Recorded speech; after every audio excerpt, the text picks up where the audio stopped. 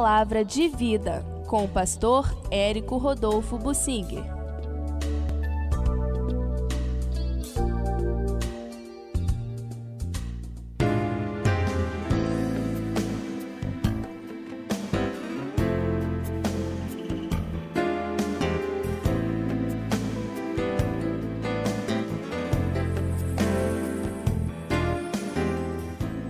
Quais são os valores que norteiam as nossas decisões? Todos nós temos que ter algum valor, um princípio, um conjunto de valores para dirigir nossas decisões. E o bom é que a palavra de Deus seja o que nos leve a decidir as coisas, que todas as nossas decisões sejam de acordo com a palavra de Deus e de acordo com a vontade de Deus. Mas há aspectos mais específicos nessa série de valores que embasam as nossas decisões. Há pessoas que têm um desejo, um sonho na sua vida e tudo que decidem em relação a este sonho. Eu quero focalizar o apóstolo Paulo. Quando ele teve aquela experiência com Jesus, a vida dele mudou e ele diz que tudo que era lucro para ele, ele passou a considerar perda por causa da sublimidade do conhecimento de Jesus. O apóstolo Paulo passou a ver em Jesus e na causa dele o seu valor mais importante.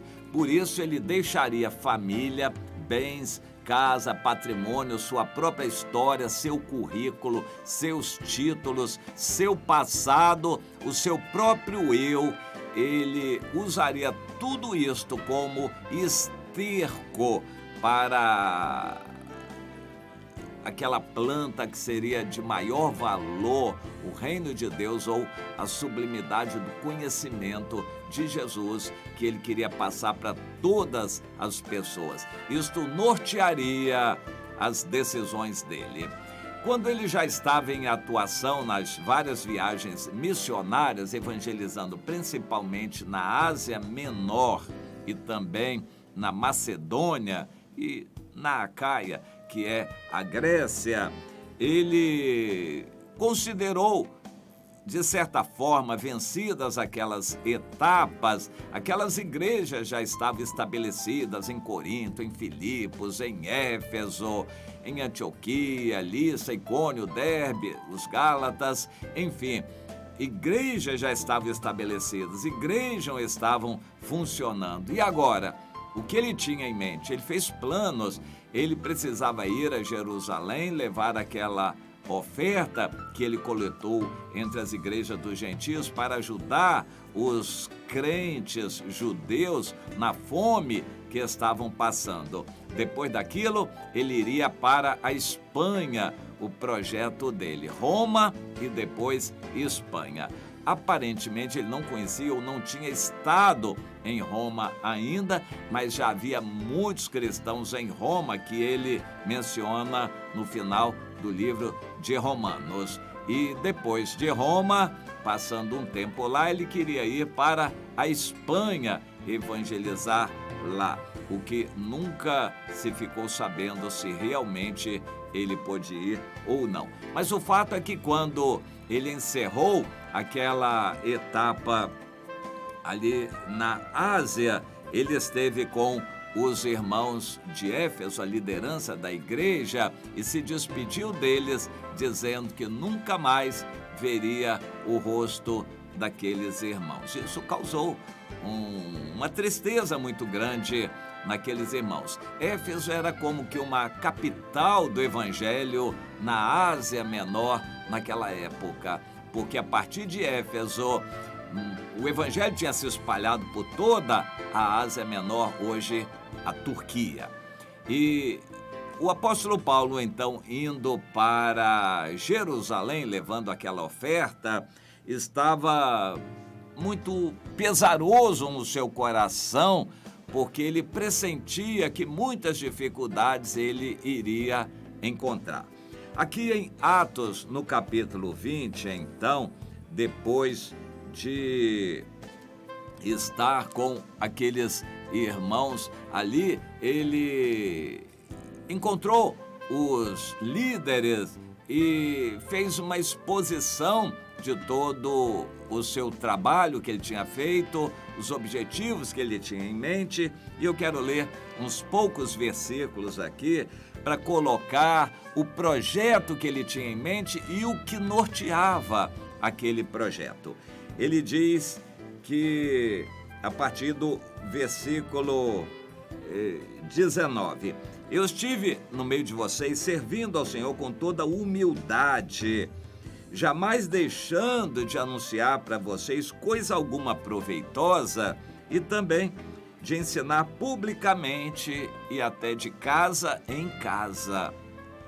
Que coisa tremenda. Aqui neste relato de Paulo, nós temos complementação do que ele fez, de como ele trabalhou em Éfeso. Incansavelmente, ele não era casado, ele se dedicava 24 horas por dia à obra de Deus, orando, trabalhando dia e noite para não ser pesado para ninguém, atendendo todos os irmãos, discipulando todos que vinham. De casa em casa ele também ia. Assim era a maneira de Paulo se dedicar totalmente à obra de Deus. Não tinha férias, não tinha descanso, passeio, nada disto. E ele diz: eu estive testificando tanto a judeus como a gregos o arrependimento para com Deus e a fé em nosso Senhor Jesus Cristo. Testificando, pregando o arrependimento e a fé. É o que nós temos que pregar. Hoje nas igrejas se prega tanta coisa, a bênção, segredo da vitória. Nós temos que pregar o arrependimento e a fé. E agora ele diz: eu estou constrangido em meu espírito, versículo 22, e eu estou indo para Jerusalém não sabendo o que ali me acontecerá, senão que o Espírito Santo de cidade em cidade me assegura que me esperam cadeias e tribulações. Porém, em nada eu considero a vida preciosa para mim mesmo, contanto que complete a minha carreira e o ministério que recebi do Senhor. Que coisa linda!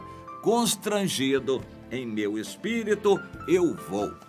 Interessante, nesta caminhada, mais adiante ele encontra, na viagem, já subindo para Jerusalém, acompanhado de um grande número de mensageiros, inclusive que ajudavam a carregar o dinheiro. Aparentemente era muito, naquela época não havia dinheiro em papel, eram moedas, e eles levavam muito dinheiro coletado nas igrejas dos gentios como oferta para suprir um pouco a fome dos cristãos judeus em Jerusalém. Eram muitos irmãos que iam com ele, talvez uns 15, o número era grande. Ele, em viagem, passou por Tiro e, se reunindo com os irmãos, então era um número razoável, grande de irmãos, em oração, começaram a ter revelações de que ele seria preso em Jerusalém. Em conclusão, eles apelaram para que ele não fosse, mas ele diz: o que vocês estão fazendo? Tentando me constranger. Eu estou decidido, eu estou constrangido em meu espírito que eu tenho que ir. Interessante, ele estava convicto de ir, porque isso era um valor importante para ele, levar aquela oferta, ficar com a consciência aliviada e depois ir para Roma e Espanha. É muito claro aqui, no que ele mesmo diz, que ele não sabia o que haveria de acontecer, mas os irmãos sabiam. Tiveram revelação e disseram para ele, mas ele disse: não adianta, eu tenho uma missão, eu preciso cumprir essa missão, ainda que seja preso, mas eu tenho que cumprir essa missão. Mais adiante, em Cesareia, na casa do Filipe evangelista, cujas filhas profetizavam, veio o profeta Ágabo e disse a mesma coisa: você vai ser preso lá em Jerusalém. E eles unanimemente imploraram: apóstolo, não vá, você vai ser preso, não vá para Jerusalém. O que vocês estão fazendo? Me constrangendo? Eu estou decidido e convicto, pronto para ir, não só para ser preso, mas até para morrer. Ele não morreu logo, mas ele foi preso. Foi para Roma, sim, não como ele queria, mas como preso, porque esta era a vontade de Deus.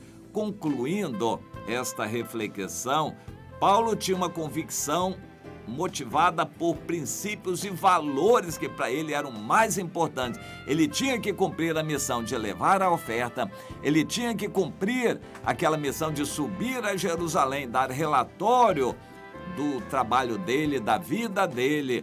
Ele precisava dar relatório aos outros apóstolos. Na verdade, naquela época já não tinha mais quase apóstolo. Quem dirigia a igreja era Tiago, que era considerado um apóstolo em termos de status, mas não recebia o título de apóstolo. O irmão carnal de Jesus, Tiago, era o líder maior da igreja em Jerusalém. E os outros apóstolos tinham se espalhado para pregar em outros lugares. Mas, de qualquer forma, Paulo considerava aqueles irmãos superiores a ele e foi lá prestar relatório do trabalho que ele estava fazendo. Para ele isso era fundamental, não importasse o que acontecesse, ainda que fosse preso ou morto. Ele estava convicto, ele estava decidido a ir, e ainda que todos tivessem revelação de que ele seria preso, ele diz, não adianta, ainda que seja preso, eu tenho que ir.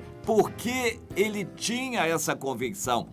Por causa do Evangelho. Era mais importante que tudo, inclusive que a liberdade ou a própria vida dele. Meu irmão, comece a considerar, você gosta muito do seu eu, quando você vê um perigo, você só pensa em preservar a vida, quando você está cansado, só pensa em descansar, quando você está com fome, só pensa em comer, quando você está em aperto, só pensa em se liberar do aperto, ou você quer considerar Deus como mais importante que tudo isso. Comece a pensar, o mais importante que norteia a sua vida é a obra de Deus ou é o seu eu? Comece a pensar nisso, meu irmão, minha irmã. Web Rádio Ramá. Web Rádio Ramá. Só Jesus. Visite a